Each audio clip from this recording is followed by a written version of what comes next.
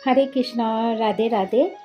परम पूज्य श्री देवादास जी महाराज द्वारा प्रवचन भाव पुष्पांजलि गोपी गीत की। आज चतुर्थ श्लोक गोपी गीत का। न खलु गोपिका नंदनो भवान अखिल देहिनां अंतरात्मद विश्वनसार्थितो विश्वगुप्तये सखौ देवान् सात्वतां कुले। इस श्लोक में गोपियों ने कहा, प्रभु हमने आपको पहचान लिया है। आप किसी गोपी के बेटे नहीं हैं, आप परमात्मा हैं। भगवान की लीला का अध्ययन करने पर भगवान की याद आती है और सांसारिक वार्ता से सांसारिक वस्तुएं याद आती हैं। फिर उसी प्रकार विचार बन जाते हैं, कामनाएं बन जाती हैं और आचरण भी वैसा हो जाता है। इसीलिए भक्त लोग भगवान की लीला कथा श्रवण पठन मनन चिंतन ध्यान करते हैं। कुछ भक्त अष्टयाम लीला का चिंतन करते हैं, यानी जगने से लेकर सोने तक प्रभु कैसे कैसे क्या क्या करते हैं। 24 घंटों की लीला गोपियाँ भगवान के द्वारा किए गए कार्य को याद करती हैं, उनके परोपकार पर कृतज्ञता व्यक्त करती हैं। गोपी गीत केवल गोपियों के जमाने की बात नहीं है, ये आज भी उतने ही उपयोगी और सशक्त है। इनसे आज भी हमको निर्देश मिलता है कि यदि हम भगवान के आश्रित भक्त होकर साधना करेंगे तो पल पल हमारी रक्षा प्रभु उसी प्रकार करेंगे जैसे गोपियों की करते थे। गोवर्धन धारण जैसा असंभव कार्य भी भगवान ने कर दिखाया। ऐसे ही आज भी भक्तों के सामने बड़ी विकराल समस्याएं आ जाती हैं तो प्रभु आनन फानन में सुलझा देते हैं। ऐसे अनंत अनंत चरित्र भक्तों के भरे पड़े हैं कि भक्त भगवान का आश्रय लेकर कीर्तन करता रहता है और भगवान आवश्यकता पड़ने पर तुरंत उसका ख्याल करते हैं। इसी को अनन्यता कहते हैं, यानी जब भगवान के अतिरिक्त हम दूसरे सहारे को ध्यान ना दें। दूसरा कोई अपने आप सहारा दे तो बात अलग है, लेकिन हम भगवान के अलावा किसी से सहायता की प्रार्थना ना करें। अनन्यता का एक उदाहरण है, गजेंद्र को जब उसके परिवार वाले सारे हाथी छोड़कर चले गए, सभी सहारे टूट गए, तब उसने एकाग्रचित होकर अनन्य भाव से भगवान को पुकारा तो भगवान आ गए। ऐसे ही जब गोपियों ने बहुत खोजा तलाशा और भगवान नहीं मिले, तब एक जगह गोपियां बैठकर भगवान का गुणगान करती हैं। प्रेम अधिक्य के कारण रुदन भी करती हैं।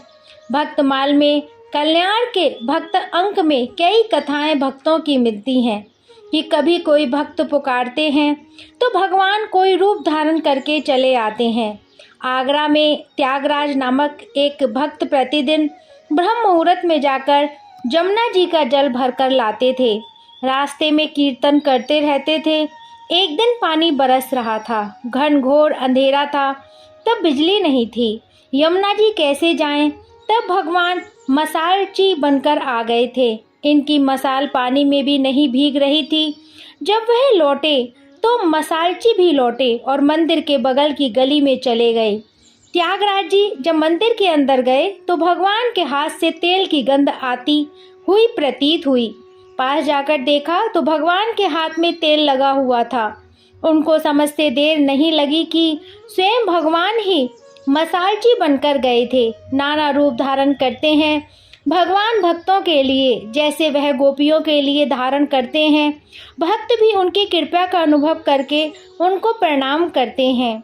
हनुमान प्रसाद पोद्दार जी ने लिखा है कि एक भक्त यमुना स्नान करने गए, मंजन करना भूल गए थे। किसी ने उनको यमुना तट पर दातुन दी तो इतने से ही उनकी आंखों में आंसू आ गए कि मैंने मन में दातुन की बात सोची और कन्हैया ने तुरंत भेज दी। तो भगवान तो हमारा इतना ख्याल करते हैं और इतने पर भी भगवान की भक्ति या भजन ना किया जाए तो उसे तो केवल कृतघ्नता कहा जाएगा। गोपी गीत के तीसरे श्लोक में गोपियों ने भगवान के द्वारा किए गए असंभव अति मानवीय कार्यों का स्मरण किया, जैसे कालिया नाग मर्दन, गोवर्धन धारण, अघासुर वध इत्यादि, और इस निष्कर्ष पर पहुंची कि श्याम सुंदर हमारे प्रियतम तो हैं, किंतु यह साधारण मनुष्य नहीं है। इसीलिए चतुर्थ श्लोक में अपना विचार व्यक्त करती हैं, ना खलु गोपिका नंदनो भवान। खलु माने निसंदेह, ना गोपिका नंदनम, आप गोपी का पुत्र नहीं है, क्योंकि ब्रज के अंदर कोई गोपी ऐसी नहीं है जिसके अंदर इतनी शक्ति, ऐसा रंग रूप हो जैसा आपके पास है। यशोदा, नंद बाबा, किसी से भी आपका चेहरा नहीं मिलता है। यहाँ गोपियाँ प्रभु को बड़ा आदर देती हैं। भगवान आप महानुभाव हैं कहकर संबोधित करती हैं। अभी तक तो तू कह रही थी, गोपियाँ कहती हैं कि निश्चित ही आप किसी ब्रज गोपी के पुत्र नहीं हैं।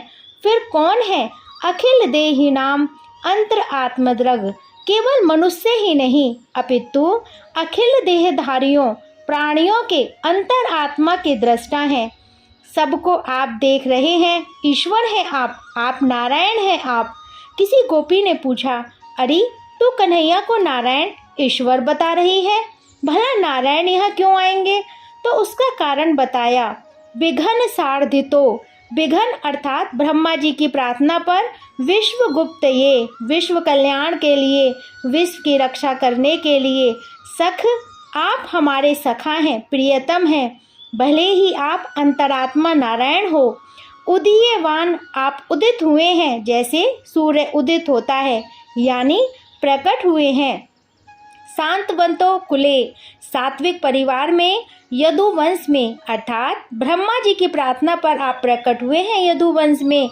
जैसे सूर्य उदित अस्त होते हैं पर सदा रहते हैं, वैसे ही आप सर्वदा अंतर आत्मा नारायण के रूप में रहते हैं और ब्रह्मा जी की प्रार्थना पर इस रूप में प्रकट होते हैं। यह संक्षिप्त भाव के साथ शब्दार्थ हुआ, किंतु एक गंभीर भाव और भी है। गोपी कहती है व्यंग्यात्मक रूप से कि ना खलु गोपिका नंदनो भवान, आप यशोदा गोपी के पुत्र हो ही नहीं सकते, क्योंकि आप हमारी बरादरी के होते तो इतनी निर्दयी क्यों हो जाते हमारे लिए? क्या कोई अपना स्वजन ऐसा हो सकता है कि परिवार की सब स्त्रियों को रात में जंगल में छोड़ दे? हम सब अबलाओं को रात में जंगल में भटकने के लिए छोड़ दिया। यह कार्य किसी कुटुंबी जन का हो ही नहीं सकता। निश्चित ही आप यशोदा गोपी के बेटे नहीं हो, कहीं से लाए गए हो। दूसरी बात यह भी है कि यशोदा माता बड़ी दयालु है, उनसे हम लोगों का दुख देखा नहीं जाता है। जरा सा कष्ट हो जाए तो बेचारी रोने लगती हैं और हम लोगों का कष्ट मिटाने के लिए दौड़ धूप करने लगती हैं। वह पूरे गांव के दुख को अपना मानती हैं, लेकिन आपको दया छू तक नहीं गई है, इसलिए आप यशोदा के बेटे नहीं हो सकते। आपके कारनामे जो हमने आज तक देखे हैं, उनसे कहना पड़ता है कि आप नारायण हैं, ब्रह्मा जी के द्वारा बुलाए गए हैं, परंतु आप हमारे तो सखा हैं, इसलिए कम से कम कुछ तो ख्याल रखिए हमारा। फिर दूसरी गोपी कहने लगी कि तुमने इनके अंदर नारायण तत्व का दर्शन किया है, तो उनके एक एक अंग की शोभा और शक्ति भी तो देखो और बताओ। भगवान के नैनों की शोभा का वर्णन तो दूसरे श्लोक में पहले हो चुका है, सरदुदासये साधु जात। अब भगवान के अन्य अंगों का वर्णन करती हैं गोपियाँ।